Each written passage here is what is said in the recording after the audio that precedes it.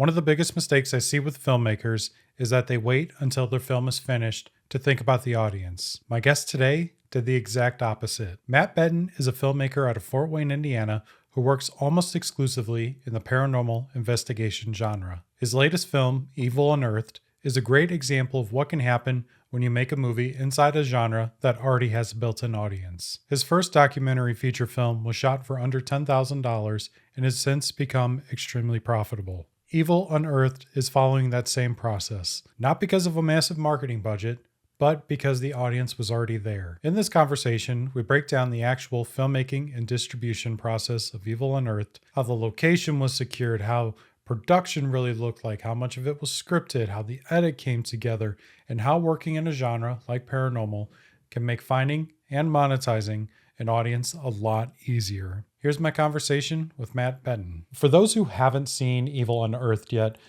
how would you describe the film and what makes this film different from your previous paranormal work? Well, so I've been doing documentary filmmaking for a while, and this one I felt like had the right gravitas of horror and documentary, and just the location itself, the history, what we found there. I was like, this is the perfect mix of horror and documentary. So I was like, I think this needs to be a documentary because the story was just too intriguing on this location compared to some of my other locations I've done in the past. Plus, this is the longest investigation I've done on a location because the owner was nice enough to give me a lot of access to the location to keep filming. Yeah, absolutely. And ironically, when I was watching your film, I noticed you started filming, I think it was February 24th, 2017, if I'm not mistaken, which is ironic because that is the day I started shooting my first feature film.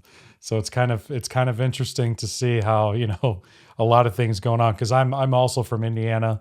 You're about 3 hours east of me. So it's funny how small the world can be sometimes. What's also really cool about this documentary is that you kind of see the progression in the filmmaking.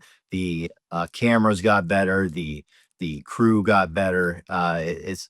It's a pretty cool process, and then including that, the paranormal evidence, having that much time to just be at one location just to gather enough to where like, okay, now I can be a documentary. Because this is the problem with my line of work is doing paranormal investigating. The biggest issue is like uh not getting enough evidence, which happens a lot with a lot of my episodes I try and go film.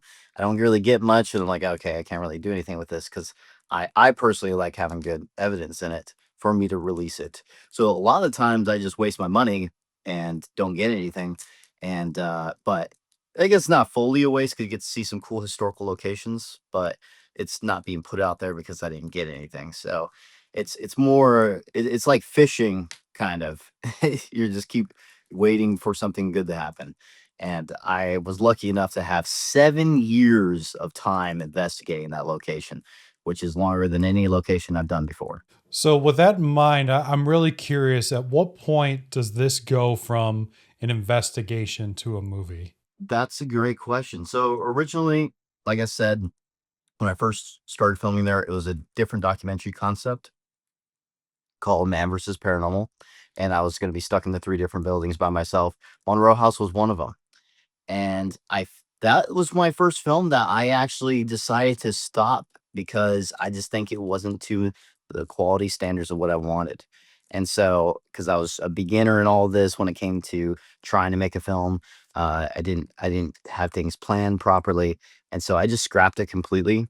And I'm just gonna hold on to the footage. And then I thought about it. I was like, you know what, Monroe House has such a great story to it. Maybe I should just focus on the Monroe House for a documentary for just, and then put that one on the back burner for a different time, maybe for a different location, which I already have one in mind for that concept, by the way. But well, I'm not going to talk about it here because it's not out or anything. So, but so I decided, yep, okay, let's do this location. This location deserves to have its story told.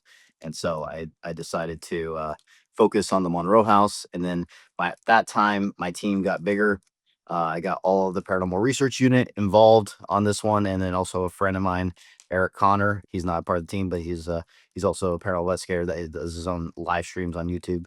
And so basically, got them together and be like, let's do this one big last hurrah at the end of this film, and then get as much evidence as we can all together, and then build this story around this house. And then uh, we got very lucky in some of the responses from our investigation. So Now, one thing I've always been really curious about, because I'm not real big into the paranormal stuff, but my wife is. Like, she's a paranormal nut. She watches Ghost Adventures, a huge fan. Like, she loves all of that stuff. So, we watched your film together, and she loved it too. But one thing, because I'll peep in on an episode or two, when she's watching here or there. And one thing I'm always curious, because I'm always thinking from a filmmaking perspective, like, how are they securing these locations? Like, how did you find this house? And like, kind of walk me through the process of or securing the Monroe House. basically, I do a whole bunch of research of haunted locations in my area or close by states, because the Midwest, it's kind of like smaller states, so you can kind of travel a bit and get to some other locations. And so basically, at the time I moved to Indiana in 2016, I was from California. I moved out of California because very expensive and a lot of other things I won't talk about. But but basically, I moved to Indiana specifically because I am an investigator. I was like, I want to go investigate the asylums, these old buildings and everything that are it's easier to get access to locations out here in the Midwest than it is in California, because most places in California, if you want to investigate, is either owned by the city or it's owned by some company. And then it makes it a lot harder to get access. In the Midwest, it's different. It's owned by a person. And usually they're open to the idea, especially in the Midwest, because now it's become a kind of a business out in the Midwest and more eastern side of the country. It's now become a business where investigators can go investigate the location. And that's exactly what happened in this situation, because the owner, his name is Eddie Norris, he was actually trying to flip the house. He was just trying to do a big flip and sell the house. And then, sure enough, basically, his workers that he was hiring to fix the place up kept quitting on him because of personal experiences they were having. They were all quitting one after another. And he was like, "What's going on here? Why are they all quitting?" And then he found out firsthand why that was, because he had his own personal experiences.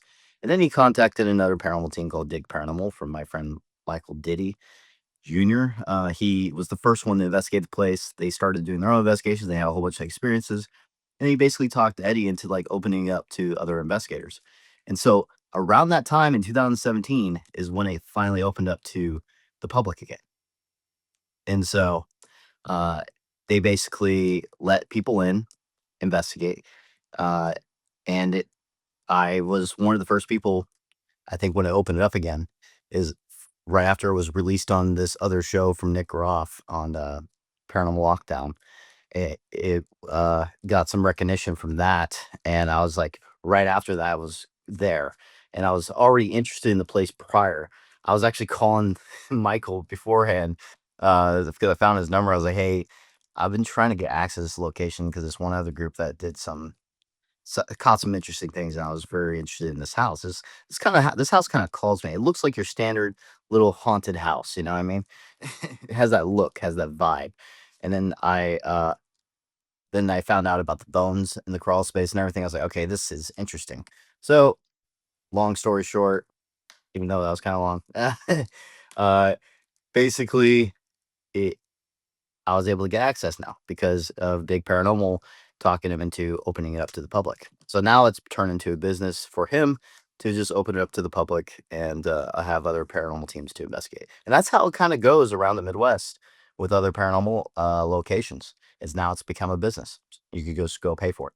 Well, that was actually going to be my next question. You had mentioned that kind of become a business on this side of the country, which is not something that I was aware of. So the next thing I wanted to ask, was there any sort of legal or liability conversations, or like, walk me through like the business aspect of getting this location and actually doing the shoot. So I like to get media release forms, location release forms, and also if you're using someone else's video, it's got a video release form. So that's basically what I was doing during this whole process. And if I'm using someone's image, I give them that release form and they give me permission to use it in the film, basically.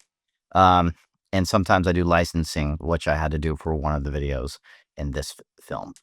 as most expensive license I've ever paid for. So, but it was worth it because it definitely, I think, kind of added a little bit more gravitas to the situation. It was basically when the guy broke his arm in the house.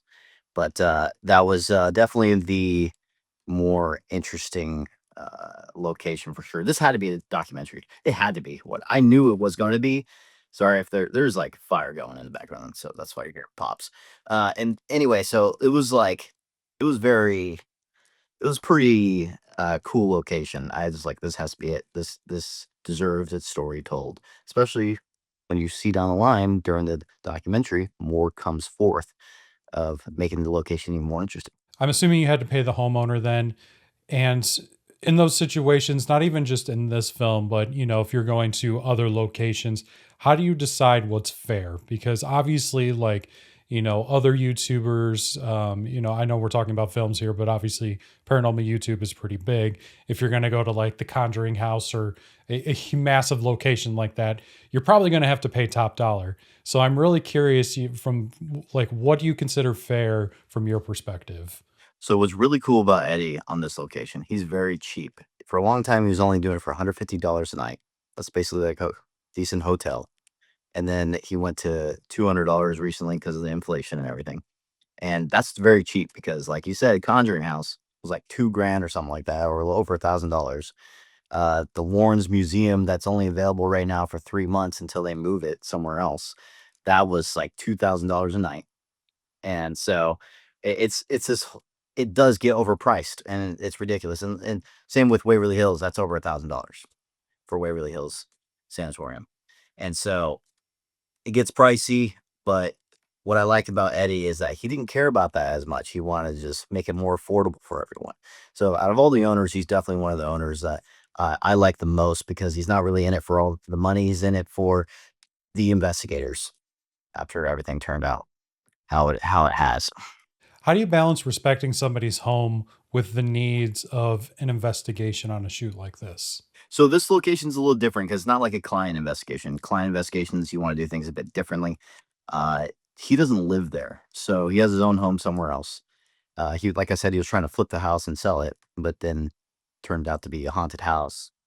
And now he has different endeavors with it. Now he's trying to turn it into like this museum thing and have this other creepy stuff in it for the paranormal investigators and stuff like that. Since it's open to the paranormal, I we kinda it's like free rein there.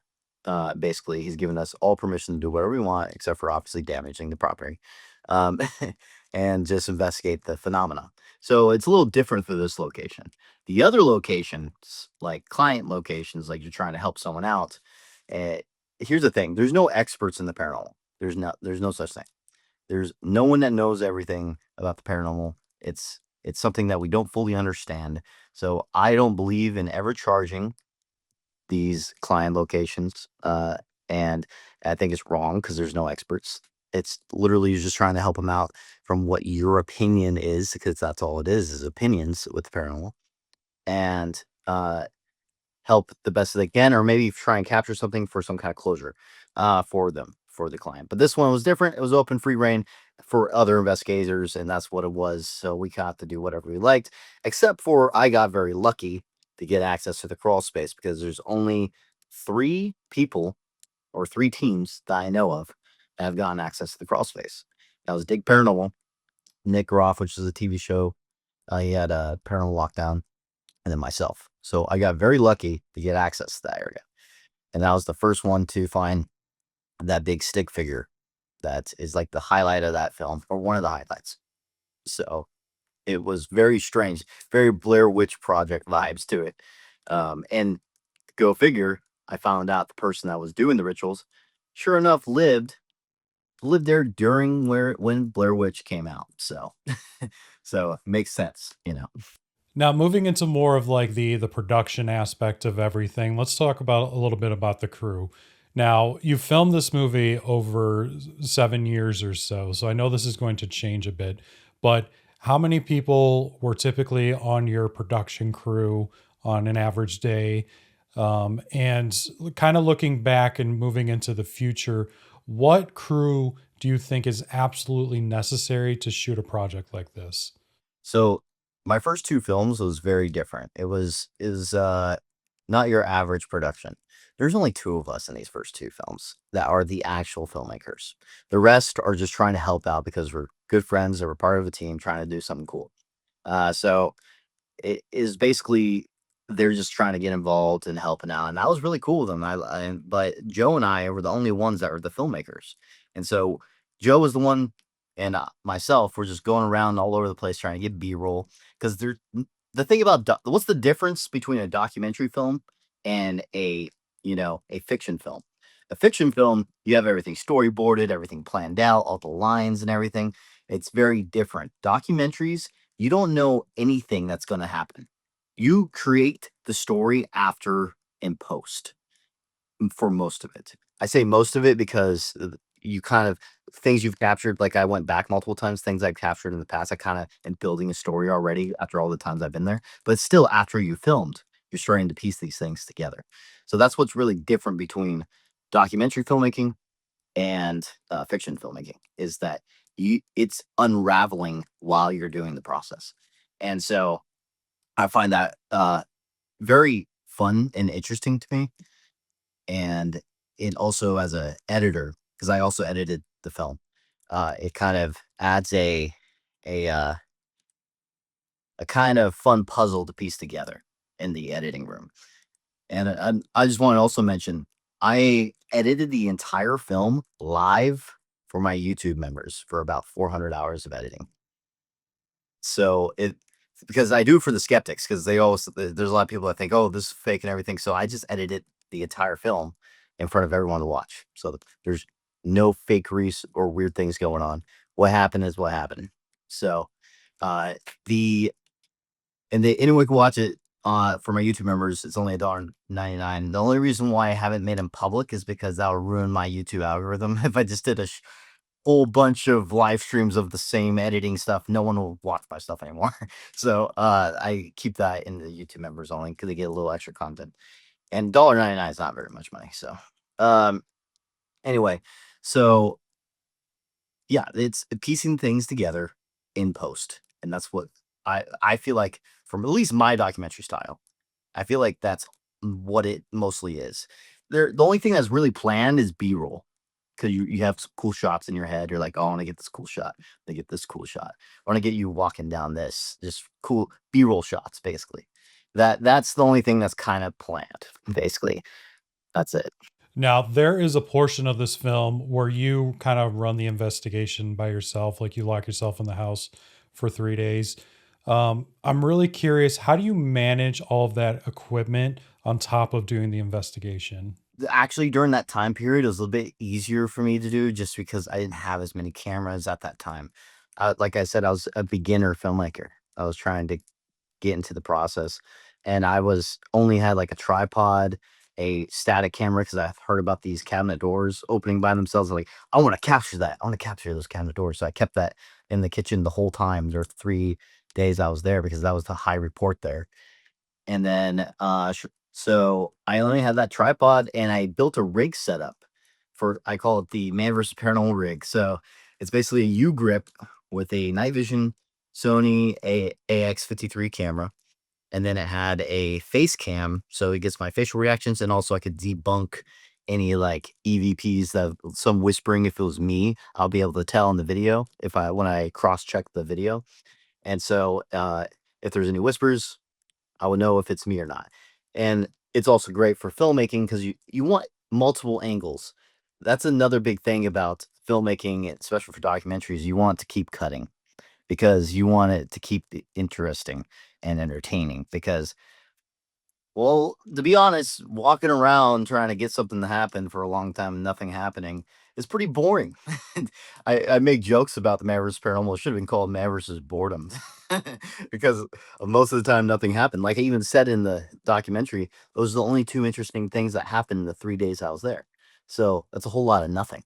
So I just cut it to the best parts. And one of them was probably even nothing, which was like the weird it sounded like at the time a little kid's voice, but, the weird voice slash squeak of a chair is what it kinda sounded like, is one of those 2 things.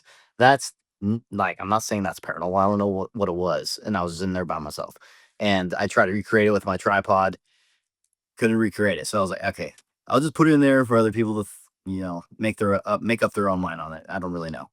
But the other one that was captured, that one was pretty cool, which was the big. It's in the trailer. You get to see a little quick sneak peek of it, but you can see a door open. And if you watch the film, I do a pretty good, decent trying to debunk it. And I was also asleep during the time it happened, and so I found it open. I think it was 4 hours later. So yeah, it was definitely one of the coolest captures I've ever had, because capturing things move on camera is so much more rare than people think.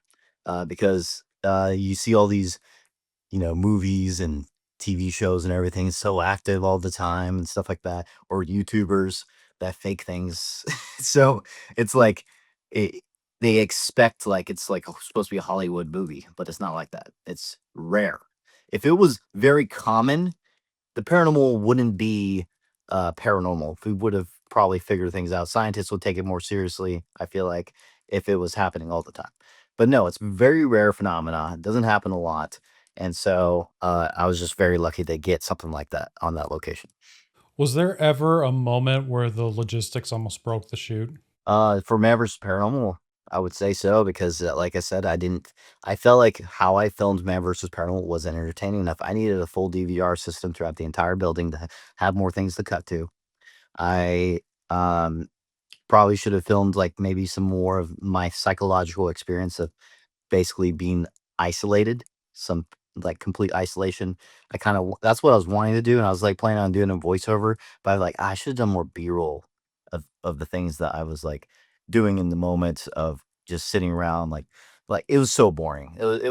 It's weird not talking to anyone for 3 days because I'm kind of a talkative person. So it was just a lot of brain stimuli is like not being used. So it was very very very boring, and I kind of wanted to show that in the experience. I didn't do a very good job in that film, so that's another reason why I scrapped it. And then I just used that footage I from Monroe House where I got something and used it for this film. You talked about this a little bit, but I kind of want to dive a little bit deeper. But one question paranormal filmmakers likely always get is how much of this was actually scripted? And do you have a particular way that you like to tell the story of your investigations? The only thing that's scripted is my voiceovers. That's it. Like my voiceovers in post of me talking about and trying to piece together the story from what we captured. And then like I said, B-roll shots. Some B-roll shots are scripted, obviously. You're like walking down something, obviously that's kind of planned. So, but when it comes to actual events and like whenever something paranormal happens or whenever someone's reaction to something, those are all 100% legitimate. And also, I am the type of person that likes to, especially when I got better at filmmaking, I like to have it all natural when I reveal things. So for like Eric Connor, I didn't show him that audio yet. I was like, I'm waiting for this until we start filming. I'm not going to show you this audio yet of the possession audio. And then so I was waiting until we already started filming because I like natural reactions. Because when I watch TV shows, especially when they call it reality TV, you can tell when a moment is kind of scripted. Like okay, that was like it felt like acting, like in the moment, because they felt like they already knew about it, especially in the paranormal stuff. Like I want to throw it under the bus, but like Expedition X, like when they're doing their beginning sequence of the show of Expedition X, it just feels so scripted in the beginning. Like I feel like they already know what place they're going to be they're talking about right now, but they act like they're surprised and everything. It's not natural. And so I try and make everything natural in the moment of when something happens. And I feel like people like that because it makes it feel more authentic because it is. And I feel like people are better at reading that stuff than people think. So at least other filmmakers think. Maybe scripted was the wrong way to phrase that question. I'm really curious, like, because you had mentioned, like, there are certain things that you had heard of that were happening in this house. So I'm curious, like, how much of this, like the beats of, like if you're trying to capture something in particular that you heard happened in this house, like, were you planning for any of that, or did you just literally just let everything happen as it did. So the only thing that I kind of knew about that was kind of like planned ahead, which was those cabinets. I was trying to film the cabinets, but I got lucky enough that I was like smart enough to film the hallway just in case too something happened, that I caught the door, but I was actually focusing on the cabinets. And so I got lucky there. And then the other part that was more like kind of planned was the bringing the ritualistic items back to the location for some of them, and trying to see if we can get something out of it. And sure enough, we got lucky on that too. And another thing that was kind of planned, the the sensory deprivation experiment, also known as the SS method. That one was something that the red light thing in the gas mask was pre-planned. Y- Okay, the gas mask. Let me talk about that. The gas mask was on purpose because I like it feels more claustrophobic when you're wearing it, when you're not seeing anything, because I blacked out the eyes completely. So you can't see anything in it. It's taped off with black electrical tape throughout the whole thing. And on top of that, I had uh, just having the headphones on with very loud SB7. Oh, sorry, his was not SB7. No, it's pretty much the same thing though. It's a radios. It's scanning radio stations extremely quickly, and you're basically just saying whatever you hear. And some people believe this is not paranormal evidence, by the way. Paranormal. This is not. This is. I know this. It's not evidence. It's just something that's interesting for some people that believe in it, and I personally believe in it because of personal experiences in my past with it. But it's not evidence, and I need to make that clear. Anything that has a lot of false positives, like a radio station, come on now, is going to have a lot of false positives. It's just a person saying something, and so on the radio. But this one was weird. I've done many SS methods or sensory deprivation experiments, and this is one of the very few that was actually accurate. You can go try it yourself. You're probably going to get nothing that correlates. This one correlated a lot, and so it was weird, creepy, and I think it made really good for the film itself. And you can even hear when you're listening to the audio, you even hear it blasting in my ears, so you know it's on and it's blasting. You hear it in the video. And so it was definitely still to this day the creepiest SS method I've ever done was at the Monroe House. I've never caught anything like that ever again. And also it was my body language too, which was very strange. Also, that was more of a so the longer you do this, I've been doing this for almost 15 years now. This is my 15th year actually in 2026. And the longer you do this, the more you kind of build a I guess you feel things and you go by what you feel. And that's what happened during that part of the documentary. So something even creepier happened actually later. That's not in the documentary because it just happened a week ago. I went back there and I'll be making a video about that later. So that was very creepy. Something creepier happened. So stay tuned. Now, not necessarily with the paranormal investigation, but you were talking earlier about how, when you're making a documentary, usually you're finding you have your subject, which happened to be the Monroe House for this film. But, if you scrape away all the paranormal stuff, if you're just making a documentary in general, you're typically not finding your story until you get into the edit.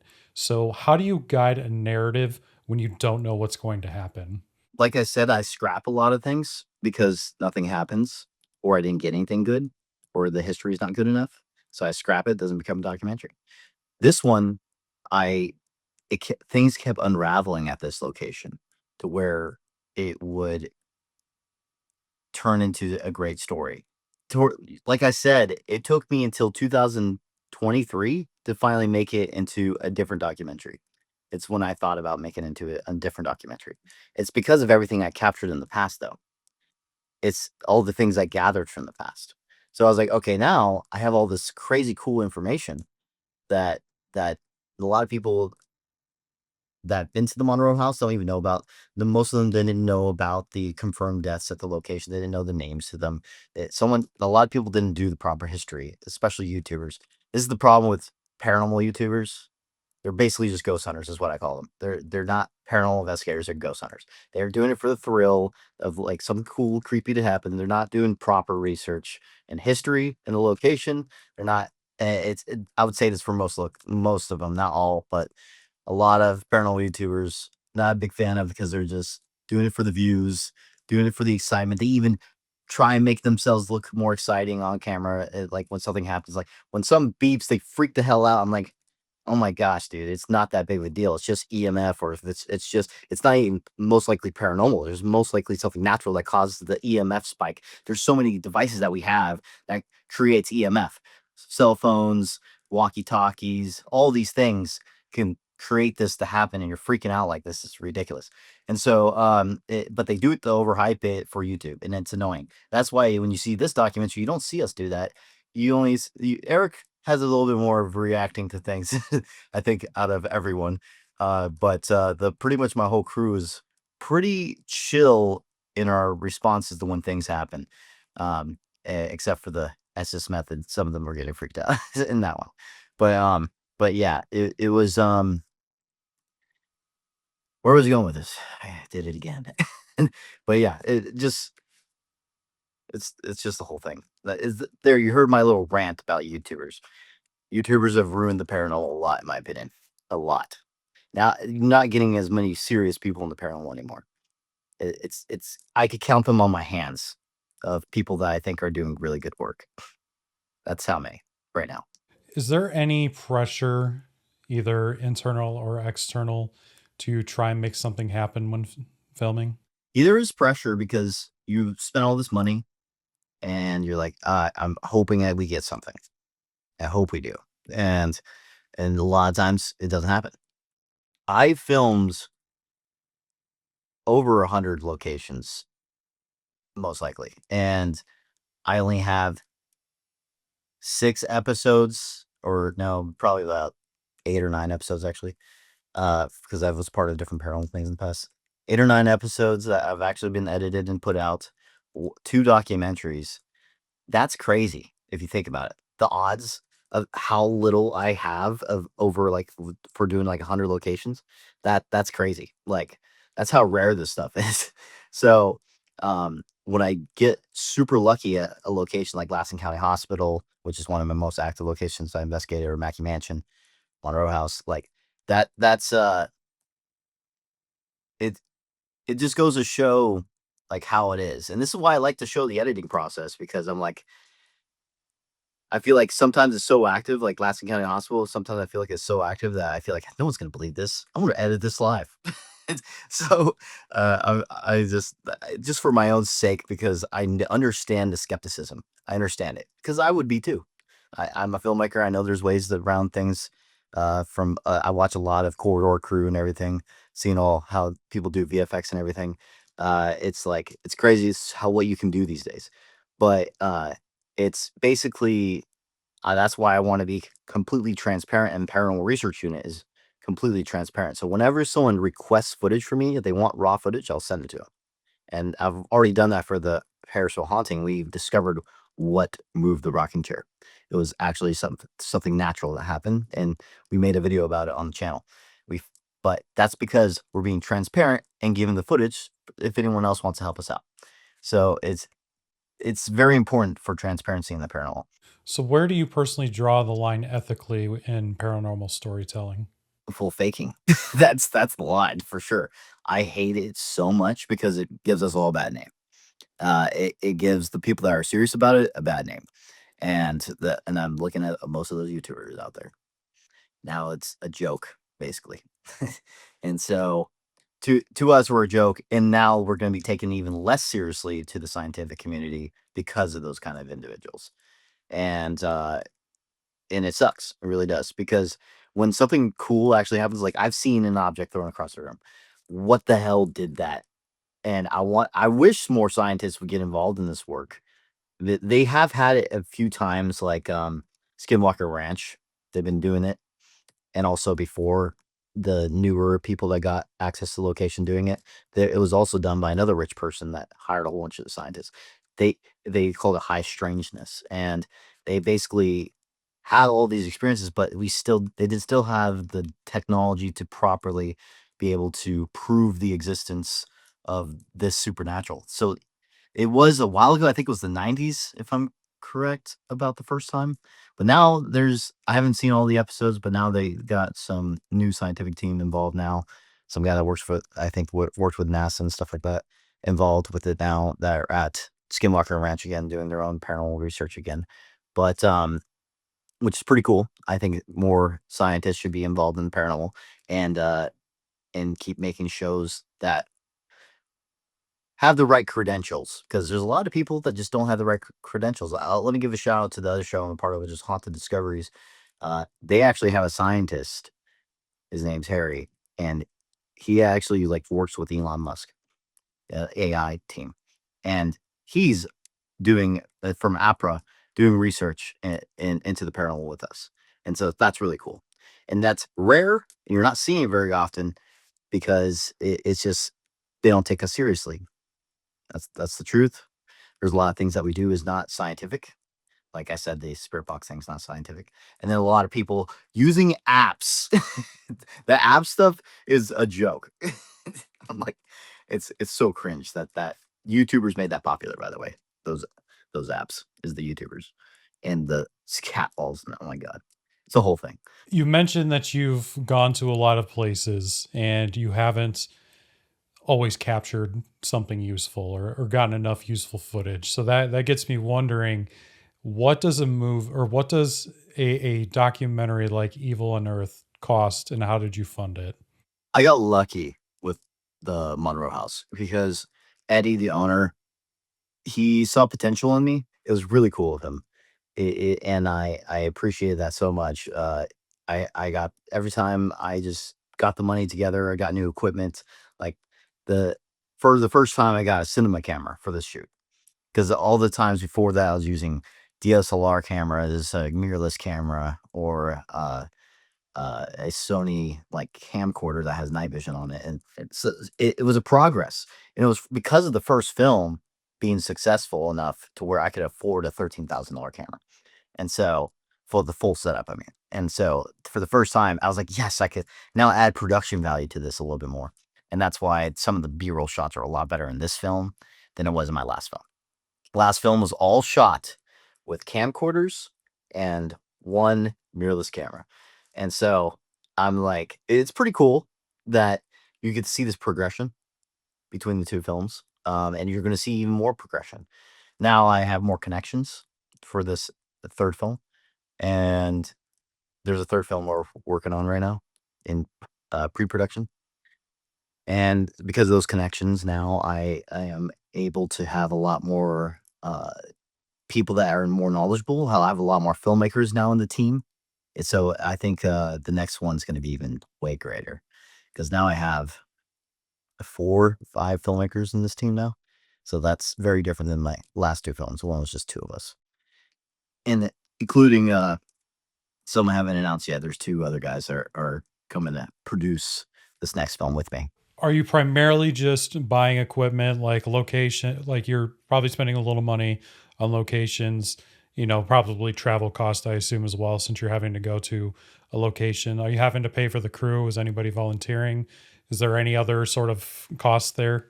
Yes, there is volunteering, a lot of volunteering happening. The only one that was getting paid was Joe because he was the only filmmaker involved. Now things are changing a bit because now we have more filmmakers. I'm thinking about paying for the job instead of getting percentages for everyone because it just makes it a little bit more difficult. So I might be paying for the job for each individual. So for like our Zachary Stone, who's our new cameraman, who has some experience in cinematography with other projects. And so now he's involved. I have Justin Brown. He's also a cinematographer. He's one of my producers too. And also the smartest guy I know in the paranormal personally. Very scientific minded person. He has a high IQ. You could, if you talk to him, I think he's a great person to talk to actually, if you ever want to talk to him. Very high IQ person. Um, and then we got Joe still. So for him and I, we're doing percentages the whole time because we kind of like started this whole thing when it comes to making documentaries together. So basically, I do all the post production though. I do 99% of all the post production because I'm very well, first off, it's hard to find people that have the same vision. So that's why I've just done it myself. So uh or be able to replicate it. So I just do all of it basically. and it and I did get help with Justin for 5.1 surround sound on this film, but then I learned that it didn't the way we did it didn't work well enough to where you have to have a 5.1 surround sound system for it to be sounding good. Because if you don't, it was not converting the stereo well. So we didn't even use it. So the one that you're watching on TV right now is the stereo version because we were having too many issues with the 5.1 surround sound. So that's why you shouldn't like I okay, this is what a lot of filmmakers a bit, why are you using this editing program? But I was going to high school is when I was learning how to edit, and I was using Vegas Pro in high school. And so I've been using it since then. And that's probably a problem because there's better programs out there. Like DaVinci Resolve is what I'm trying to switch to. And there's also Premiere and everything. Those are like the better programs. Everyone knows that. But for some reason, because I was so stuck on that program for so long, and I just know it like the back of my hand, I just like it's so hard to switch when you know everything on that program. So, and then I use After Effects for my text animations, and it's just a lot harder. So I'm going to switch. I promise. I just need to work towards it. So yeah, I'm trying to learn it, but I also taught myself how to edit on Vegas, so I'm not. I can't, you know, isn't it so much can't knock it easier? for that. I mean, I It's like haven't. I also have not used it since high school, so I can't. I can't comment it on it anymore. I went from Vegas, and then I bought a copy of Final Cut Studio that was pretty good too. Before Final Cut, the current version of what it is now. Yeah, Some guy wanted it at Sundance or something and was selling it on eBay, and I got a great price on it. And then I had to use Premiere for a job that I got back in 2013, and I haven't stopped using Premiere ever since. yeah. Well, that's probably smart because that's definitely those are the superior programs right now. Those DaVinci Resolve and Premiere. Those are the best programs. It makes more sense for me to use Resolve. Like I should probably be using Resolve, but for the exact reasons that you stated, I can't leave Premiere because it does those little things that I like and I just can't that Resolve just doesn't for some reason or another or I haven't figured out and now I'm stuck paying for Premiere for the rest of my life. Exactly. I'm stuck on Vegas because I know it too well. I'm like, you like to edit something when you're confident, especially a documentary. And if you're going to a program you're not confident with and you don't know all the things it can do, that's a problem. So, especially if you're trying to make a badass documentary. So it's the whole thing. Uh, I'm trying to switch, man. I've been having issues with Vegas too because okay, the first film, it was a bitrate issue. I didn't know this at the time, but it was not rendering the whole film. We were trying to figure out what the hell is going on. Why is this not rendering? It was stop halfway, and we're trying to figure it out. Couldn't, and then it took a long time. But then we realized maybe it was the bitrate was too high, so we lowered the bitrate, and it finally rendered it. And so it was like, okay, I guess the bitrate was too high for that computer. And then now fast forward to this film, different issue. Oh, by the way, both films had a corrupted file, by the way, that had to get fixed. So that's another issue. There's always issues in production. Always. It never fails. Never. And especially in post. There's always some issue. Now the biggest issue, which is what I was using a third-party program for my color correcting. My like it had some LUTs already built in. You just kind of edit from the LUTs. And I used it as a third-party program that's attached to Vegas. But it didn't after I started getting like halfway through the documentary, it started flickering like in and out. I was like, what's going on?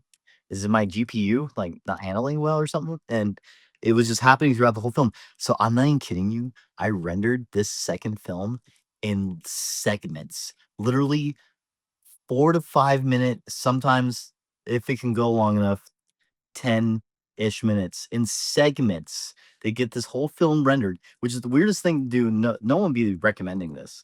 It's just the only way the color grading stayed. And I had to, after I rendered that segment, I had to exit out and open up the program again, render again, exit out, open the program again, because it for some reason refreshes it to where it doesn't flicker anymore for a certain amount of time. But if I rendered it the whole way through, at some point it'll start flickering or it will start disappearing completely. It was a whole issue with a third party program, but I already color corrected so much of the film that I didn't want to go look for something else. So I did this painstaking thing and just rendered in pieces, and then I put it all together. Oh, it was a headache. That was the biggest issue. You had the digital version of a reel. Because I used Yes. to be a projectionist, and the films would come in reels, and you had to splice them together, and you had the digital version of That's that. exactly what it was. A digital reel. Yeah. So I'm assuming that you've self funded everything up to this point. Yes, actually, I do most of the self-funding for both films, and it sucks a bit because you're just paying for it all in your own money, but the return has been profitable. So that's one good thing. I could talk about the numbers on the first film, but I was told from any rights I'm not allowed to talk about the numbers on the second one. I mean, so and that's in their policy. But for Gravitas Adventures, I think I made around $120,000, which is way more than uh than the 7 grand I've put in that film. And so yeah. And when I say 7 grand, that's not counting all the cameras I already had. So it was about 7 grand for that film, and most of it went to music because of all the licensing for music. Because I found some sites that I really like. Oh my god, that's another thing to talk about. It's so hard to find good creepy music that's not corny and sounds like Halloween crappy music. It's so hard. And so I I've spent so many years looking for good music and good creepy vibes to things.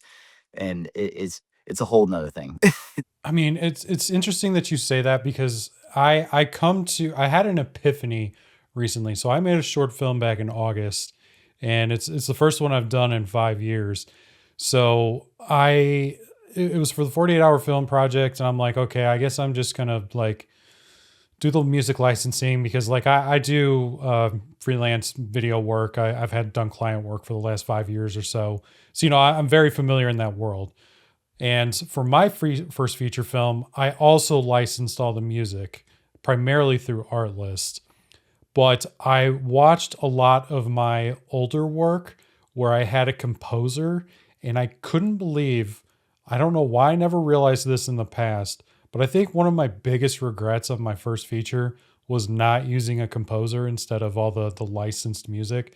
It's incredible how much of a difference like music made for your movie is. So my issue with composers is that for me personally is because I don't think a lot of people share the creep factor mindset as me. I'm very dark in my editing, and every single time I look for a composer, I'm like, that's not creepy enough. That's not really what I'm looking for. When I try and listen to their work and everything, I'm like, that's not it. That's not it. So I haven't found a composer yet that can envision the kind of similar to what I have in mind.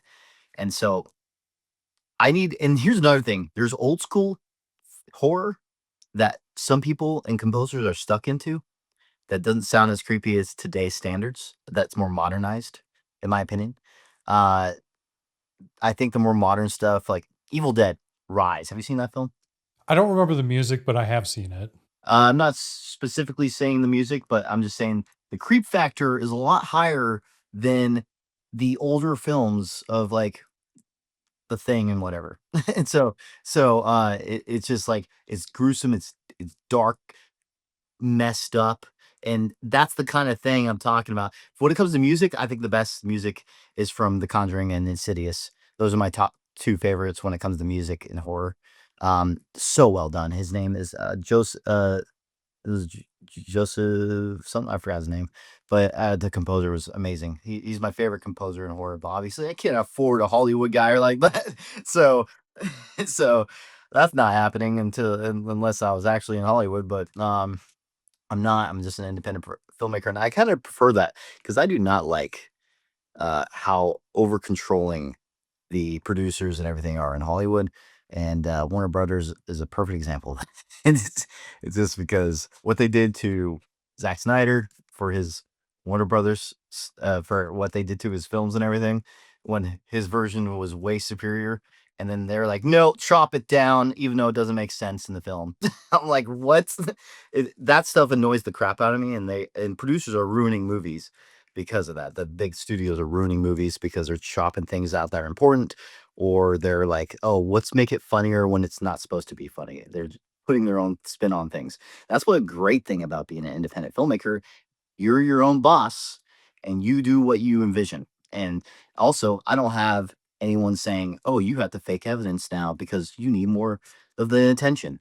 Like, I don't have anyone doing that because I am the director and I am the only one that is editing this and putting this out there. And it's great. I just give it to the distributor and they just put it out for me. They don't ask me to change anything. So it's Indie Rights didn't have me change anything. They just obviously you have to render it a certain format, but that's about it. So So that's actually a perfect segue into my next question. So through your post production process, like what's happening first, especially because you filmed over a long period of time. Like walk me through that whole process of editing the movie. yeah, so it took me. So I'm in the Marine. I was in the Marine Corps for during the second film. So it was me going to the field and coming back. I was basically getting no sleep. I was going back and forth, getting no sleep. I'm not kidding you. I have my watch to back up this information. I have a Garmin, tracks all my sleep. And I was getting 3 to 4 hours of sleep all of 2024. Like, it was not good, not healthy. All of 2024, I was completely just spent because I would just go do my Marine Corps job, come back home and edit. And it gave me some health issues a little bit. Don't recommend. But in this business, you need work ethic and the drive. And if you want to make something of yourself. So it's it's a grind. It's a grind. So I've edited from a year and a half is how long it took me to edit this film. But I'm very particular in sound design, and that's what slows me down a little bit more. So sound design is something that's very big about my work, and I think that takes the longest actually, is all that. For my movie, so post production was 3 years. So from the time I started to the time we were done shooting until the time it came out, 6 months of that was picture. The 2.5 years was sound. So I agree with that fully. And I'm also different in my editing stuff because I know that there's a lot of people that just edit it and then do the sound design afterwards. Me, I can't do that because I like to feel the music in the shots.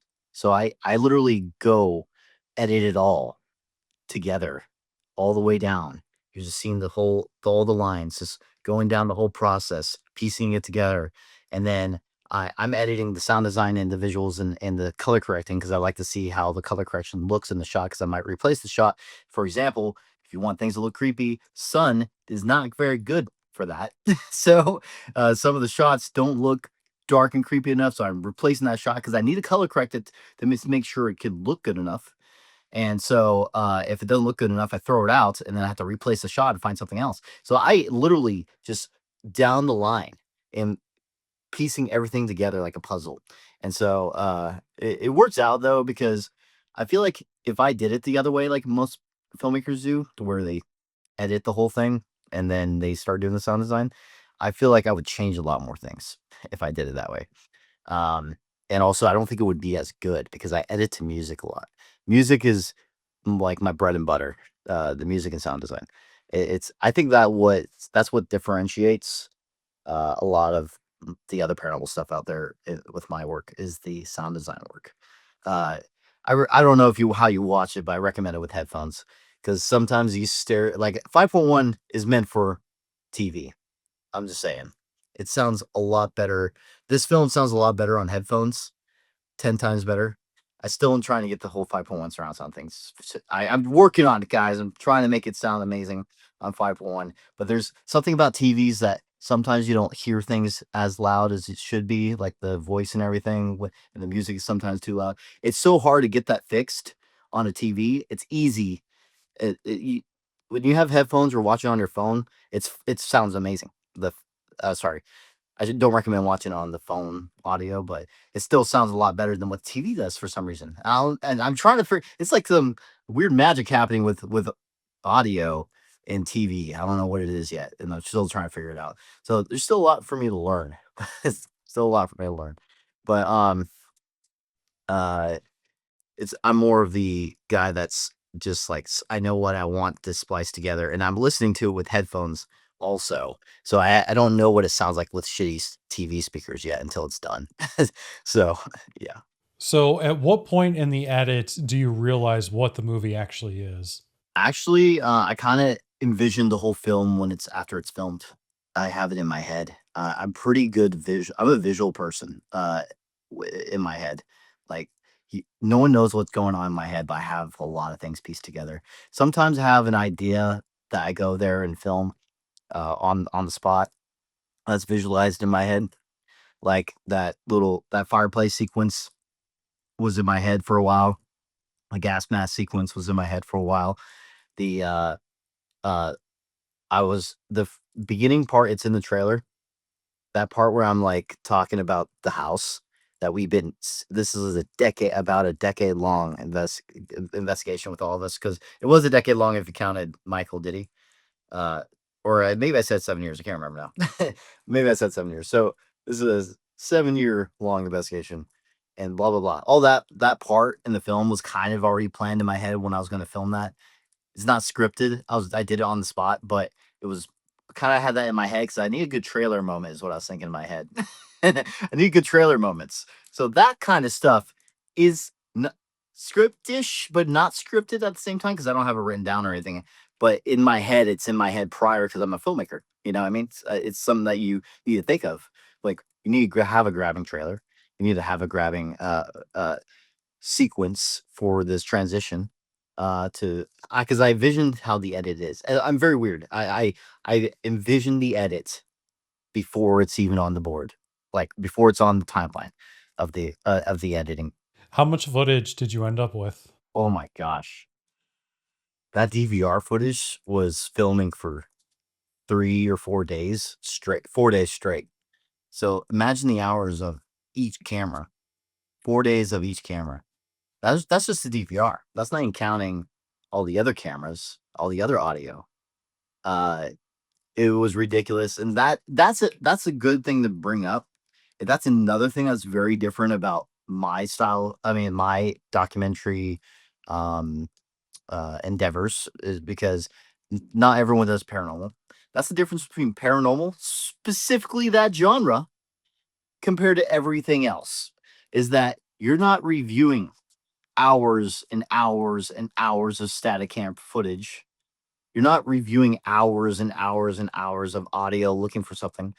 You already in regular documentaries or fiction, you have the shots in your head already. I'm looking for that one shot. Oh, I found it. Okay, let me put it in there. Uh, that's how it is for like that kind of editing. But for paranormal, you're literally looking throughout all the video and audio of like, oh, that's weird. I didn't that's a voice that I don't think came from anyone. Let me go cross check the video now because that's another whole process. Once you capture something, you have to go cross check all the other video to make sure it wasn't actually a person that was saying something in another room or something like that. And that's why I also like in the film you see that everyone was in that one room over there in the we call it base camp and like looking at the DVR cameras. Everyone stayed in that room on purpose because I didn't want any contamination of audio. And or like sure enough, when you watch the film, there's some bangs that happen. That four bangs at the time I thought it was 3 in the moment, but at the moment, there's four bangs, and or like, "What the hell is that?" And then I went to go review the cameras, and I was like, "Okay, no one went in there." I will saw that on the camera. No one went into the other room or anything like that. So everyone's in that room or outside. That's the only 2 places they are. And so I was like, "Okay, it's definitely not them." So, yeah, that was weird. And it sounded like it was coming from the basement area too when I was there in the walls of the basement area. Did the edit change your interpretation of what happened at all? Yeah, because I didn't know anything that happened. with my SS method. I didn't know anything until I reviewed the footage. So all I was going by was what people said to me after the SS thing, because I just went by my what I felt and whatever I was hearing in the moment. That's it. So that was one of the biggest things that made the change in the editing for sure, because of that session. I wasn't expecting how crazy it was, because I wasn't even expecting if it was going to even be really used, because if like most of the time I do it, nothing really correlates really. It's not. It's most of the time not very good. Uh, this one time it was, and it was creepy and weird. So that definitely changed things for sure. Now, you talked about this a little bit earlier, but one thing I found really interesting about your documentary is that you included footage from other investigators. So I'm curious, how do you vet material like that before including it? That's a great question. So first off, I wonder if they're YouTubers. If they're YouTubers, they're most likely gonna. I'm not as trustworthy to me. If they are just investigators that have a very small following, just like they're they don't really post their stuff out there really. Actually, like the voice of the baby, I don't even think that stuff was public when he sent me that. I have a following on Facebook and everything, and I just say it's mostly people who are paranormal fans that follow me back and I follow them. It's kind of a community on Facebook basically. And so I make this big announcement post. Whoever wants to be in a documentary feature film about the Monroe House, and if you have some good evidence you want to share, send it to this email. Send me an email here, blah blah blah. And sure enough, we had about around 10 to 15 submissions, and I only included one or two. That's it. Because obviously you're weeding out the ones that are, yeah, that's natural. Because another problem with the paranormal field, there's a lot of people that don't think as what's the word? There's an issue with the paranormal. There's a side that is too much of a believer, and there's a side that is the skeptics that don't believe it all and think it's all fake and everything. It's good to be right in the middle. That's where I say, as an investigator, you should be straight in the middle, be open to both sides. And some people in the paranormal, they're just so far on the believer side that they get a lot of things are paranormal that are not paranormal. And that's where you get the app thing happening. It's just get these crappy apps that everyone's believing in. So it's literally just a word database that's randomly playing. Or EMF triggers it, and it's a random word. And then they connect with it so much, and they try and create things out of it. It's so annoying. Anyway, so um, the, there's needs to be more people that think critically. That's the word. That or there's a word that I'm looking for, like it's not coming to my brain. But anyway, it's that. So I was vetting all of them. There's only two that I found interesting. One of them I almost put in there. Uh, it's just I still can't really explain it, but at the same time, I it's too long of a shot, because it was this weird light anomaly that was just forming in the middle of the uh on the ground. And there's a natural explanation, possibly maybe a light coming through that's beaming to this one small spot of a hole or something like that. Maybe I wasn't there at the time, but the shot was very long and it would drag it out a little bit. And on top of that, possibly maybe natural, but I wasn't there in the moment to try and debunk it. So we just decided to leave it out because of the length of it. But the baby was interesting because there's no babies staying in the Monroe House, and it's open for investigating, not for having your, oh, let's have a vacation and have your baby there. It's literally meant for paranormal investigating. So why would they bring a little baby to it? So it was definitely weird when I heard that. And there was a death of a child from SIDS in 2003 or early 2000s that died there. And then also, if you get into the paranormal side of things, there's a lot of people that believe demonics like to mimic children or babies or someone that likes to use that just to draw you in a little bit. So that's also a theory out there. All theories, by the way. Nothing's evidence of what I'm saying here. Just theories of what that is. You talked about this a little bit, but what are the logistics like of licensing that footage so you can actually use it? Because, it's not like I'm going to a stock video website to license some footage for my movie. Like, you're having to license it from other investigators. So what does that look like? So most of them, I just got a video release form from them, or audio release, basically allowing me to use that footage in the film. The specifically the broken arm one, I was trying to contact the guy a lot. He was not responding. I was trying to call him. He would go straight to voicemail. I went to his IMDb Pro, which I recommend for filmmakers to have, because you can get contact with other filmmakers a lot easier with IMDb Pro. Um, and so that's how I was trying to get in contact with him. He was not responding, and then I was like, okay, well, uh, I'm pretty sure you'll be fine with it, which is not a good thing to do, by the way. I was like, I think it'd be good with it because it's literally just promoting him in a way, and getting his getting him out there.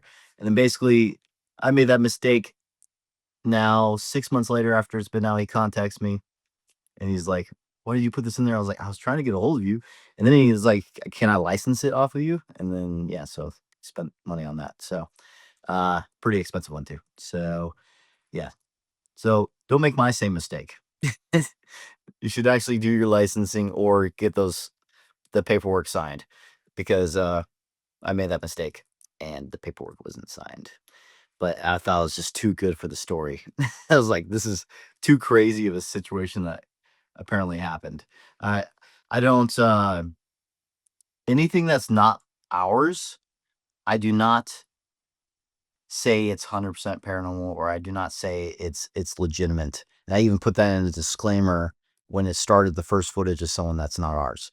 I put that in the disclaimer that we do not condone, or we don't know anything basically about this footage. So it's up to you to decide basically if it's real or not. But ours, we do promise you it's 100% real. But is there a natural explanation for it? That's the other question. So that's just a different question to ask. Possibly there is something natural, maybe. So that leads me into my next question. I was about to ask, do you worry at all about audience skepticism when footage doesn't originate from you personally? Oh yeah, no, it's definitely warranted for sure. Definitely warranted. That's why I put that disclaimer in there, in the film. So when it's not from me, it's definitely possible that's fake, and I just don't know. I just go in by sources that I think have some of them have credibility. S This one with the broken arm, I know for sure he broke his arm. I wouldn't call him credible though, of a person, but I know for sure he broke his arm, obviously, because he went to the hospital for it, had a photo of it and everything. So that I did know that happened. That's why I put it in there. How did you approach distribution for Evil Unearthed, and how did it compare to your first film? Okay, so man, there's a lot of learning in this game. That's for sure. Lots of learning. So the first film, I'm I was having troubles figuring out what to do. I was doing so much research. Then I decided to get a sales agent. So I got my sales agent, and the sales agent is the one that pitched me to all these um, distributors. And I don't recommend this, by the way. This is what I learned too. I think it's a waste of money to get a sales agent now, for if because there's some websites for these distributors they could just pitch to them through the website. So I recommend doing that first. And if no one hits you up, then maybe get a sales agent. But uh, I recommend doing that first now. Now that I know more. But my first film, that's what I did. I got a sales agent, and actually, I did it for both. I wish I didn't do it for the second one, because that's when I learned that actually was during the second one is when I learned, oh, Indie Rights has a way to submit right here. So I was like, what the heck, man?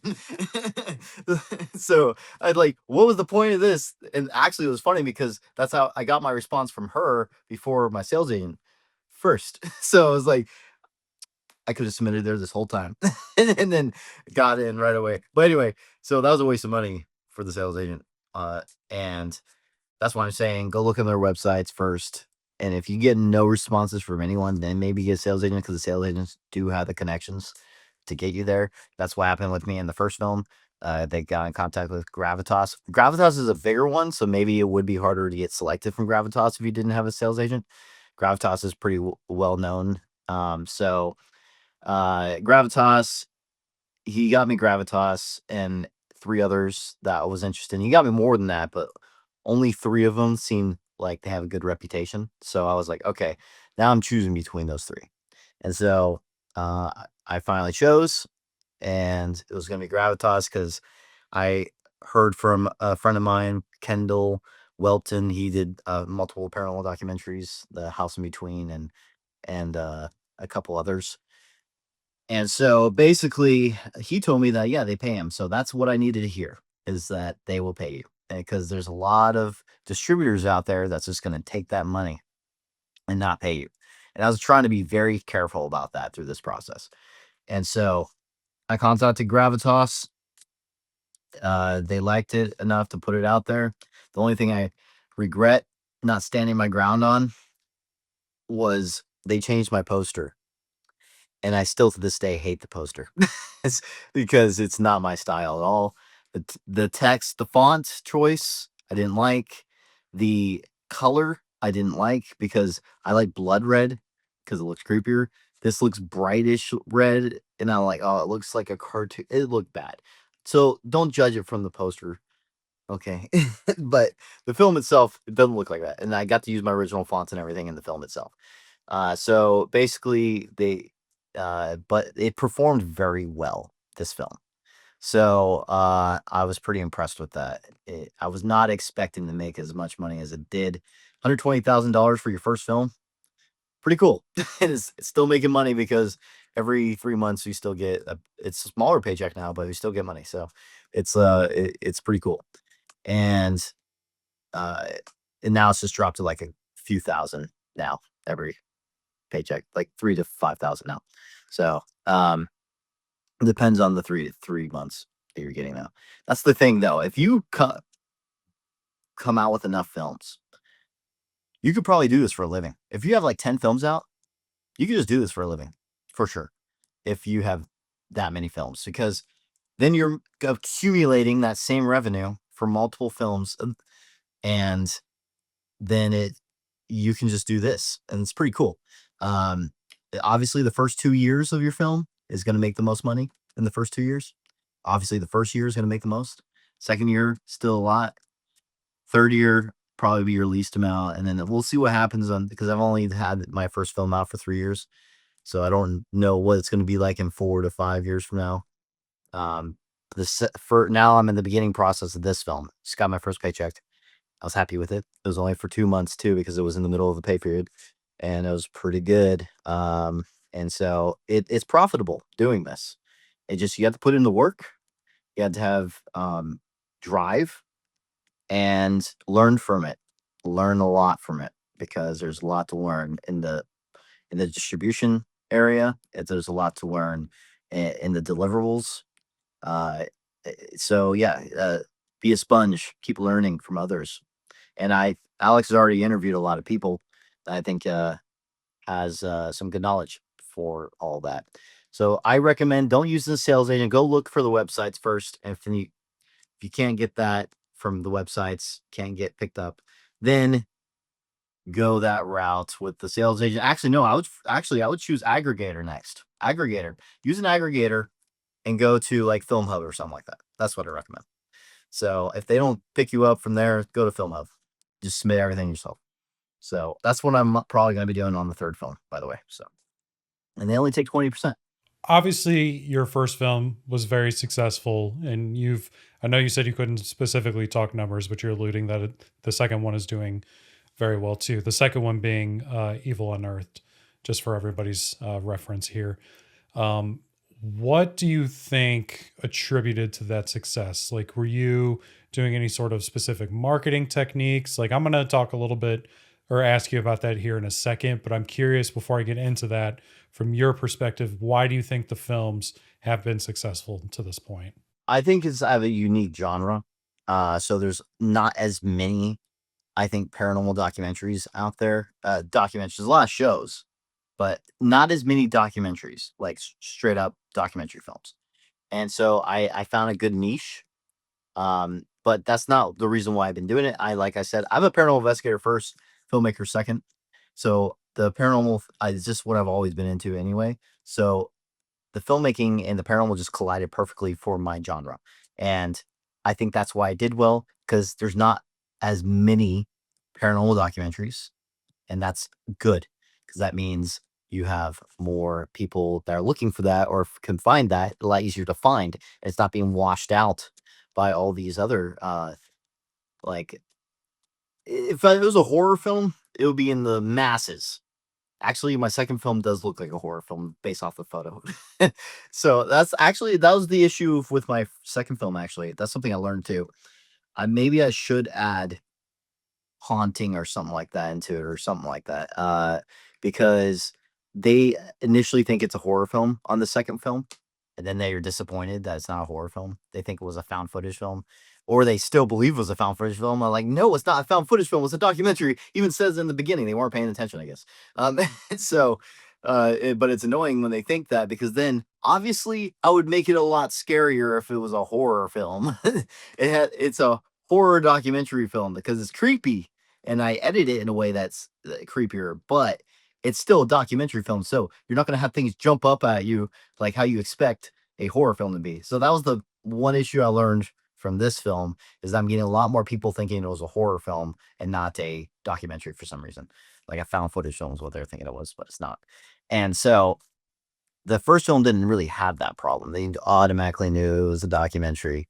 And I guess maybe the title was better for that because I said the real Conjuring House in it too. The Harrisville Haunting, the real Conjuring House is the name of that. It's a long title, but yeah, that was my first film, and so I didn't have any of those issues. They all thought it was a paranormal documentary, but this film, different story. There's a lot of people that think it's a found footage film. I'm like, it's not. One thing that I talk a lot on my channel about is the marketing aspect of it, because I think it's one of the most misunderstood aspects of the filmmaking process by filmmakers.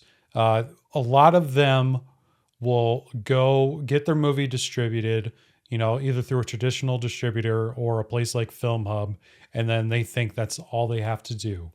But that's really only step one of the process because unfortunately, people are not going to watch a movie that they don't know exists. You see a lot of actors going on interviews, like, big actors are always going on Hot Ones because, that show gets millions of views all the times, or, at least in traditional media, you're going on talk shows and stuff like that. So even in Hollywood, they know that you need to that you're not going to watch the movie if you don't know it exists.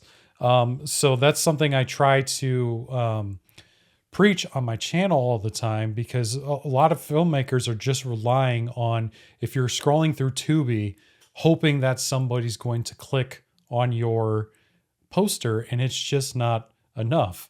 You are somebody, you're making YouTube videos, you're coming on shows like mine, like you said even before we started recording that you've done a lot of interviews. So I'm curious about, the marketing from your perspective. That's another big aspect. I've been a YouTuber before the doing the documentaries.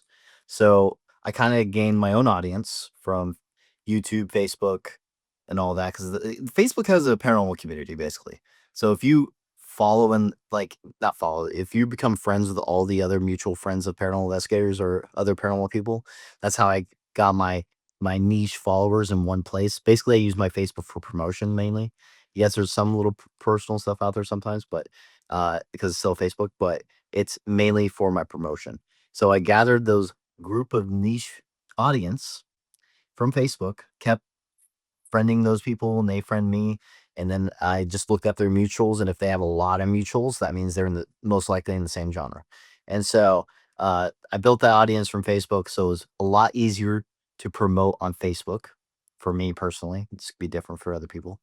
And then another thing that I did was have my YouTube audience and collaborating with other YouTubers is another big thing. So if you guys want to go follow Paranormal Research Unit, if you're in the paranormal, so Paranormal Research Unit is the YouTube channel. So basically you collaborate with other YouTubers that are into the paranormal, and then they start following you, and then they start following your work. You start getting your subscribers. My subscriber count right now is 18.8 thousand for my YouTube channel at the moment.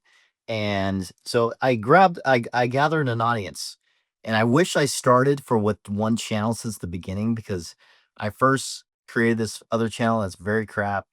I don't want to even say it because it's so bad. and, and then and then I went to this other team called Soul Seekers, which was with Dante, and he had his own team and everything, and they were taking it more seriously than my friends were. So I was like, yeah, I'll go join that team. Got that channel with him to 1,000 subscribers, and then I left because of differences in what I thought was paranormal evidence and everything compared to what he thought was paranormal evidence. And then on top of that, I wanted to move to the Midwest to investigate more. So I was like, okay. So then I left again, created another channel, starting from scratch all over again. This one was actually a lot harder to grow than Soul Seekers was, because I think on the west side at the time I like that channel was going, there's a lot less paranormal on the west side of the country. There was some, but just a lot less. So it grew a little bit faster.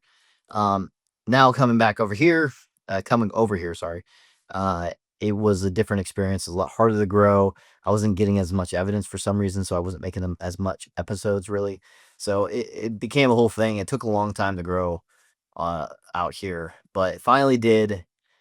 I started collabing with For the first time, I started collabing with other paranormal investigators, and so I collabed a bit, started gaining a little bit more of an audience. And I also collab with couple of the debunking community, because there's that's another community that's kind of separate and also kind of in the same world of the paranormal community. Is that there's the debunkers too. There's the ones that go after the fakers, which is I'm okay with that. So they but I'm friends with with one of the debunkers for sure. Is Crow Judas is the name of his channel, and basically, so all of us have like similar um niche audience that comes to our channels now. Anyway, so it's a long process, but YouTube is the way to go for starting collab, and you start getting more followers, and then you release something, which is why it took so long to release this one. Uh, is because like, you kind of need to have the experience, and you need the following to even do something like this to get something profitable. And the good news is, if you get a big spike in viewership in the beginning, I believe this. I don't know if it's 100% true or not, because I'm not sure. But Amazon and Tubi, because there's a big spike in viewership, I think it sees that in the algorithm and starts promoting it a lot. And so I've been lucky with Amazon. Amazon, I've noticed their Harrisville Haunting and Evil Unearthed are easy to find, because if you're already a paranormal follower. And I get people sending me photos. Oh, look, I see it on Amazon, and I was even searching for it, and because they're interested in the paranormal. So it's hitting the algorithm to the right viewers with Amazon and Tubi. So that's another thing that's what I was saying. It's great to have a small amount of documentaries, because there's only like the fake documentaries of the Black Whale Ghost, and the other there's some other good documentaries like the House in Between, though, that there's just a lot less. Okay, there's a lot less documentaries, a lot shows, less documentaries. So I was just in the right niche, and became successful in that. I consider it successful when you're making a lot of profit out of it. So so yeah. On the other side of the coin there, because getting people to watch is half the battle. I mean, audience building is obviously very important, and you've done a great job of doing that. But one thing, like, because I haven't made I've made short documentaries, but I've never made a feature length documentary. um but like another thing with Hollywood that I was going to allude to earlier. um they're making a lot of sequels, they're working with a lot of IP, just because it is very difficult to build an audience for something that is brand new. Now, with paranormal investigations, like, you may have a bigger market share just because there isn't as much going on, but I feel like there is a huge audience for that genre in general. So that's something I try to push filmmakers to, is like kind of understand like who your audience is going to be beforehand, if possible, because you're going to have an easier time marketing it. So, from your perspective, not even just in the paranormal genre so much, but what lessons from that audience do you think other filmmakers can take away? Finding that niche audience like I did for Facebook and everything. Like, you look for where your audience is.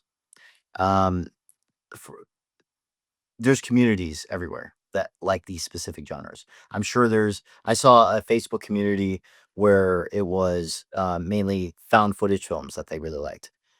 And I found it because on accident because someone thought my film was a found footage film and it wasn't.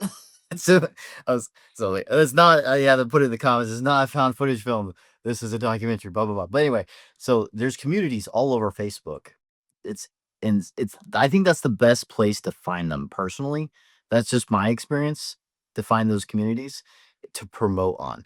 And so, but you have to build kind of a reputation too, because if you're a YouTuber, been doing it for a little bit, obviously you're going to be building a reputation from that work and going on live streams all the time. I've done many live streams, and in this film, I've done so many interviews with multiple other paranormal channels and even some radio shows just talking about the film. So there was a lot of promoting that way.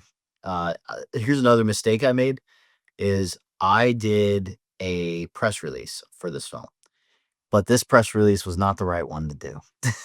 It's more for businesses, is what I found out after I already paid for it. So it's called EIN press release, and I spent so much money on this stupid press release, and then I thought I was gonna go maybe to some like bigger websites and stuff like that, and it didn't really. It was a bad mistake.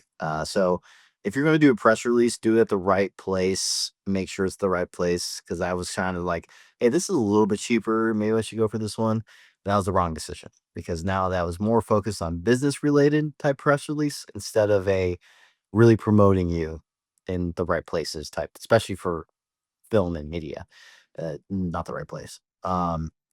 So press release, be a lot more careful than I was because I just wasted money on that. And that's what's good about the next film is that I'm learning from my mistakes of what not to pay for.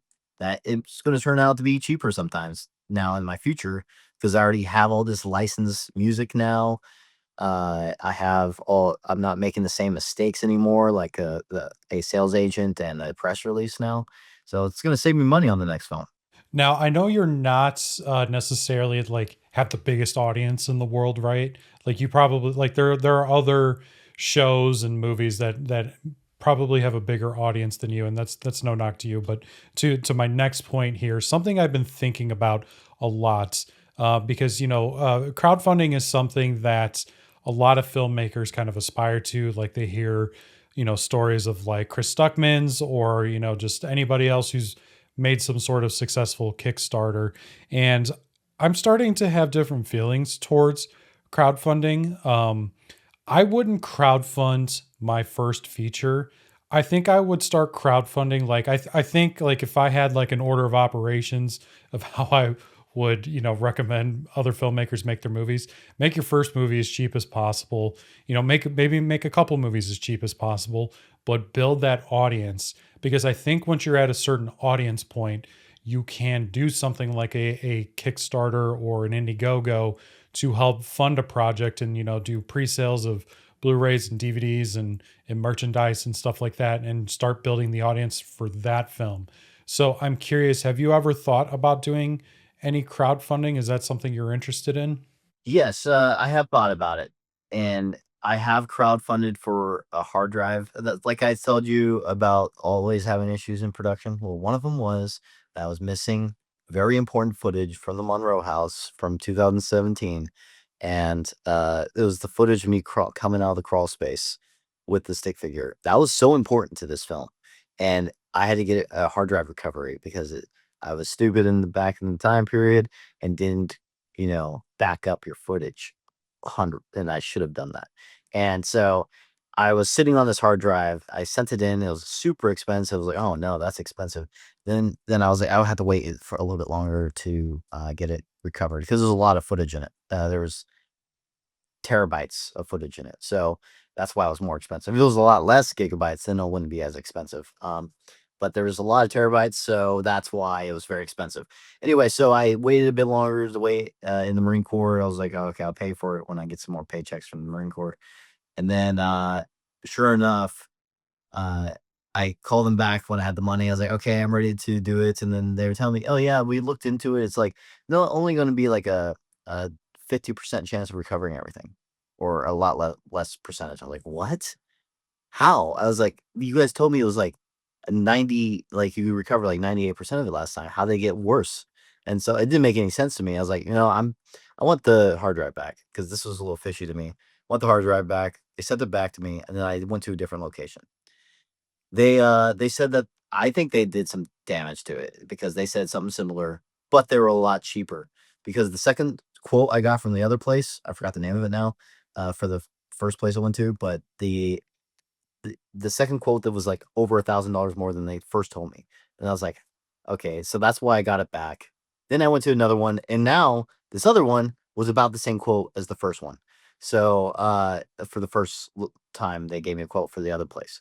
So I was like, okay, I can now afford that one. So I paid for that. I got so lucky. You know what's weird? This is kind of weird. Maybe God was just looking out for me. I don't know. But so like I said, 50% of it was going to be recoverable. The only things that were recovered mainly was the Monroe House and this one other investigation I'm thinking about doing a documentary on in the future. Only those two locations. The rest, there's a lot of missing footage everywhere. Kind of weird. Weird coincidence that the two locations I wanted the most was recovered. And so I was like, okay, game on, documentary full force now. And so I got that time, I backed it up right away after I got all that footage and back finally. And by the way, the price was around like $1,200 to recover the whole thing.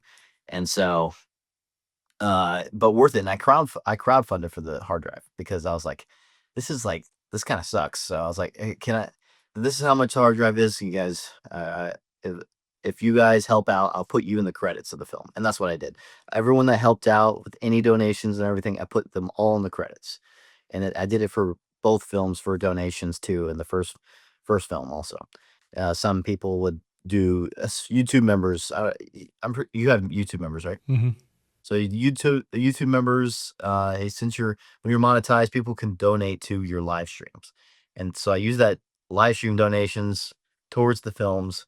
And because that's what I feel like what people are paying for when they watch your content, they want to watch your stuff. So I use that money and put it towards the films. So I put all their names in both films, and they appreciated that. So you've obviously built this fan base up. So moving on to the future, in your opinion, how do you maintain trust with an audience in a genre that's often questioned? being completely transparent, like I said earlier, giving your footage if they ask for it, or live stream the entire process. Actually, I'm the first person I know in the paranormal field to actually live stream the entire editing process to a film or episodes that I know of. And I was like thinking of the idea. I was like, what would be the best way to prove this to skeptics? I was like, then I just thought about it to myself. I was like, wait a second, what if I just live stream it? And that's what I did. Now there's literally nothing, like from the beginning of when it started to the end was all live streamed. So you can see if any fishy things were going on. You see it happen. So yeah, I've been 100% transparent, and also I can give you raw footage if someone asks for it. So yeah, that's basically all you can really do. The issue though is that the ones that watch on Prime Video or that aren't my YouTube followers, they don't know that.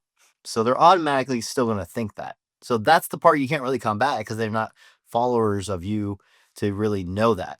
So I was thinking about maybe putting it in maybe a little text screen, maybe somewhere at the end of a film or something like that, or before the film starts. Maybe for the next one I'll do that, but there's nothing to really combat that because they have to actually know you from your live streams, actually know you because they follow you type thing to know that, yeah, we live stream the whole thing, you know? You're in a different position than I am, but my job is I work full time at another YouTube channel, and we get the same thing. Not necessarily like I said, we're not doing paranormal stuff, but we get a lot of this is fake or you stage this or whatever, and I've just come to realize like I just don't listen to them anymore. Like I just ignore it at this point. It's probably a little harder for you, but I guess my one piece of advice for you is I wouldn't do that because you're punching at air at that point, right? Like you're never going to hit anything. There's honestly no point.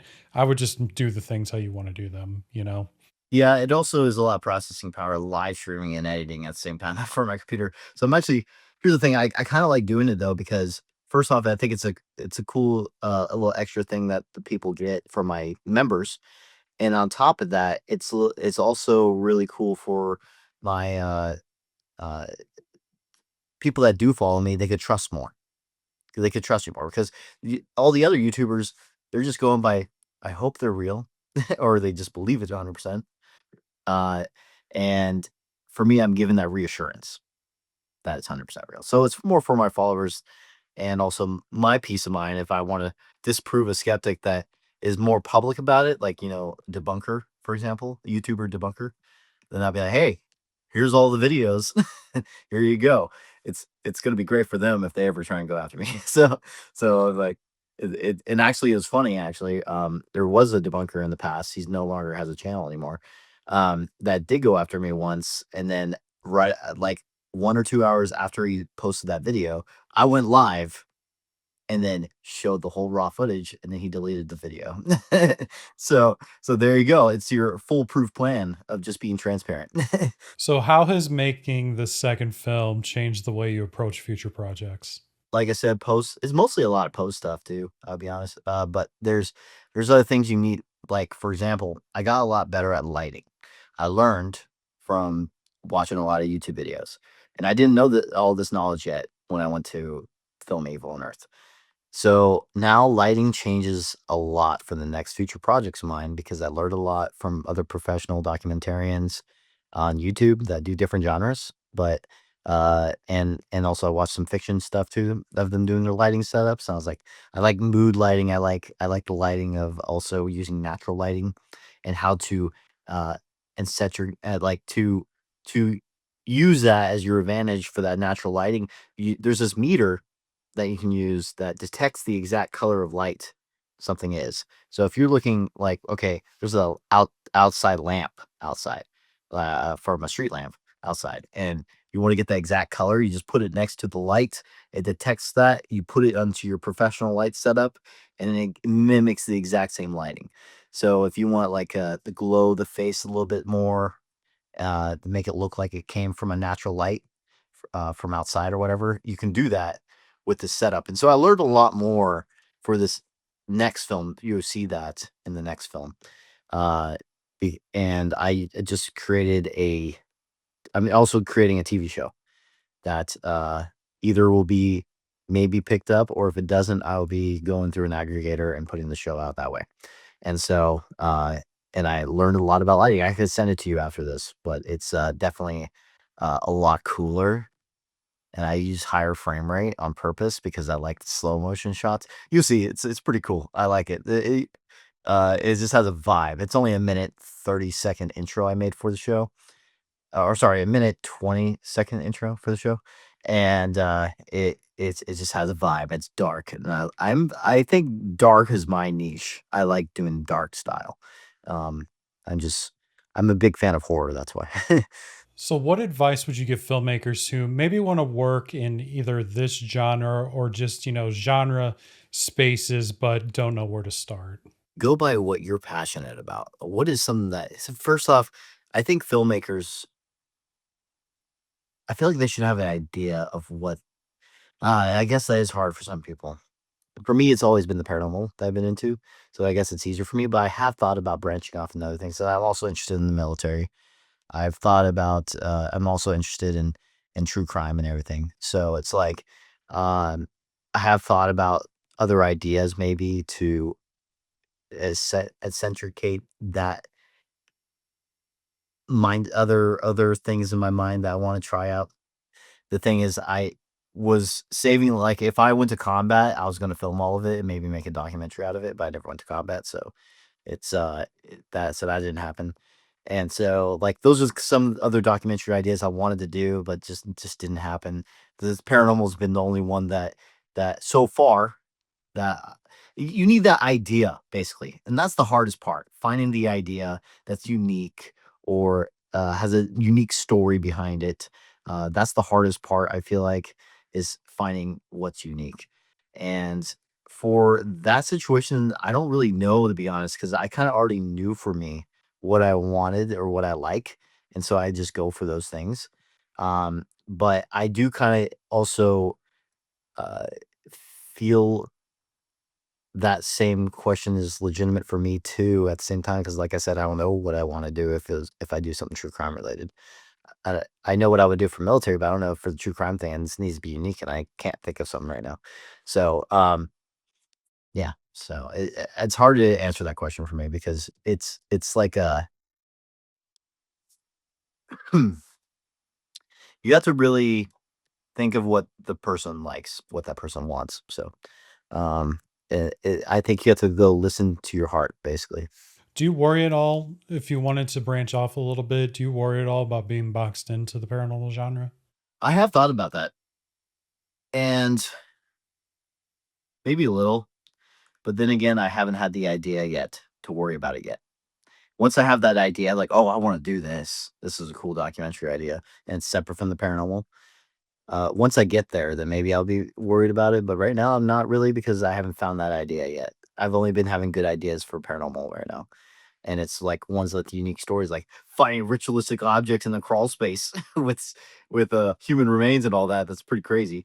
So like stories like that just are so crazy and intriguing to me. Um, and then I have another one that's coming up that is also uh, one of the oldest hauntings in American history.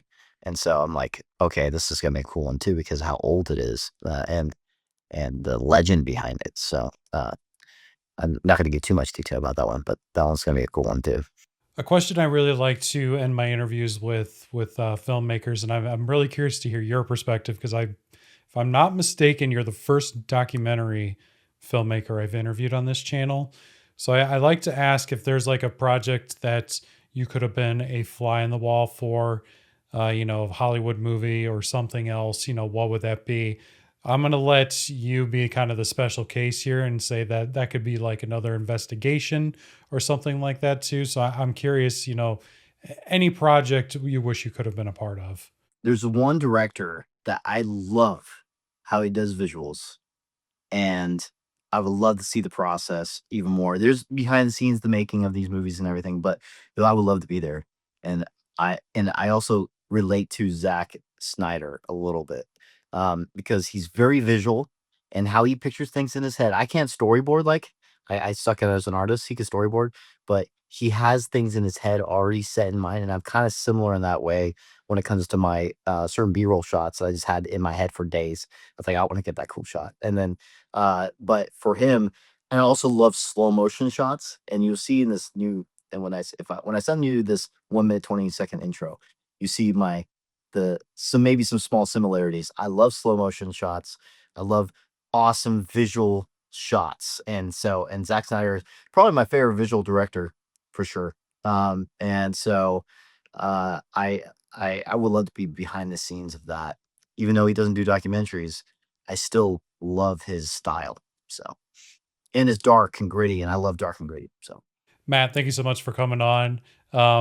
This was very, very insightful. It's cool to get a perspective from somebody else who is making, is on the other side. I mean, there's always been, fiction and nonfiction. So it's really interesting to get the perspective from the other side. And it's also really interesting just to see how many of the same philosophies we have as far as like how we do projects. Like when you were talking about, editing to the music and stuff like that, I was like, I almost felt like I was talking to myself there for a moment with a lot of, just your personal philosophies. I'm like, okay, that's where we're going. This is really interesting. So I appreciate you coming on here and saying all that.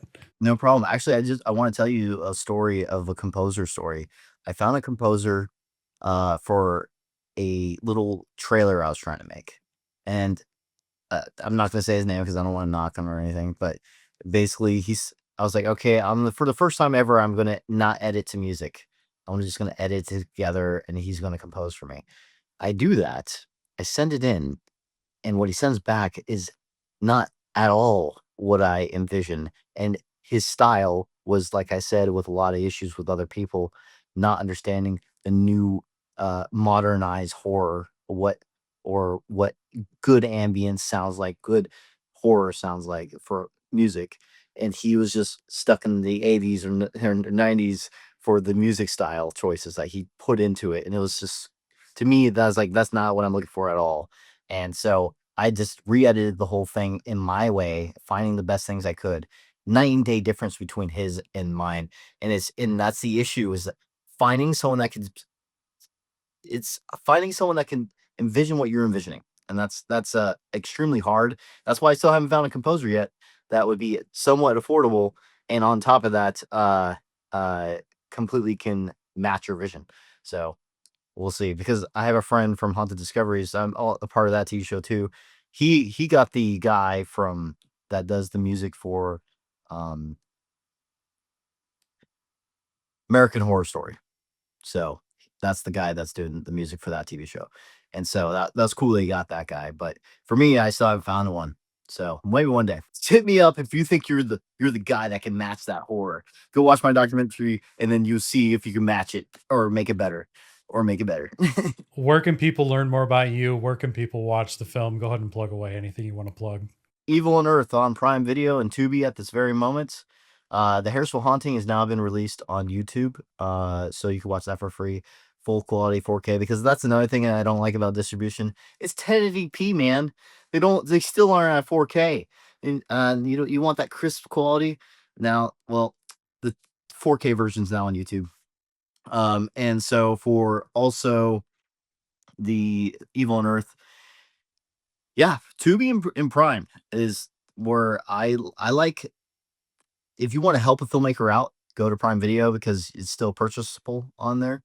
If you wanted, like, help with money for future projects, I recommend just getting it from there. Or you could buy the Blu-ray on Best Buy, Walmart, all those places. You could buy the Blu-ray on their websites. So yeah, that's basically it. And also follow on Paranormal Research Unit for YouTube. Is the name of the YouTube channel, Paranormal Research Unit. I want to thank Matt again for coming on the channel and sharing his experience. He's extremely transparent. Like, we talked for another 45 minutes or so after we stopped recording, and it's honestly insane what he was able to accomplish. Like, he's definitely on a path that I feel like a lot of independent filmmakers like myself or you probably want to be on. He's doing a lot of things right, and I'm very much curious to see what else he's doing in the future. So he is somebody I definitely recommend paying attention to. Again, you can find the link to Matt's film and everything else he talked about in the description of this video. And of course, I appreciate all of you for watching and making it this far into the video. If you want to help support me, you can find my first feature film, Cashing Out, at www.cashingoutfilm.com or linked in the description. Also, I recently made a short film, After Image, that you can watch directly here on YouTube. I'll also have a few other videos linked on screen somewhere here that may be of interest to you. Thank you so much for watching, and I'll see you on the next one.